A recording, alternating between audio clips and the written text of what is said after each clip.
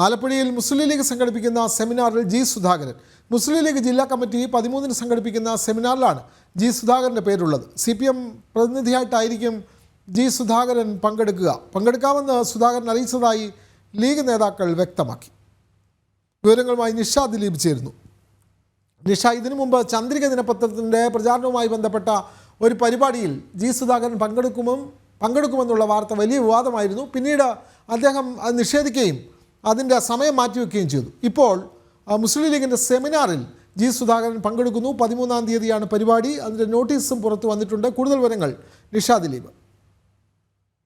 മുസ്ലിം ലീഗ് സംഘടിപ്പിക്കുന്ന ഭരണഘടനയും ന്യൂനപക്ഷ അവകാശങ്ങളും എന്ന പേരിലുള്ള ഒരു സെമിനാറിലാണ് ജി സുധാകരൻ പങ്കെടുക്കുന്നു എന്നതായിട്ട് അവരുടെ ഒരു പോസ്റ്ററൊക്കെ പുറത്തു വന്നിരിക്കുന്നത്. രമേശ് ചെന്നിത്തല ഉദ്ഘാടനം ചെയ്യുന്ന സെമിനാറാണ്.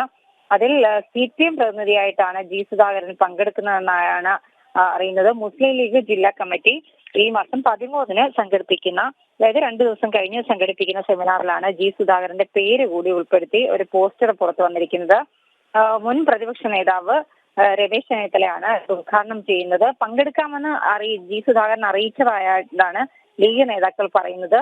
ഇതിനു മുൻപ് ഇതുപോലെ ചന്ദ്രിക ദിനപത്രത്തിന്റെ ഒരു ക്യാമ്പയിൻ ഉദ്ഘാടനം സുധാകരന്റെ വീട്ടിൽ വെച്ചുണ്ടായിരുന്നു.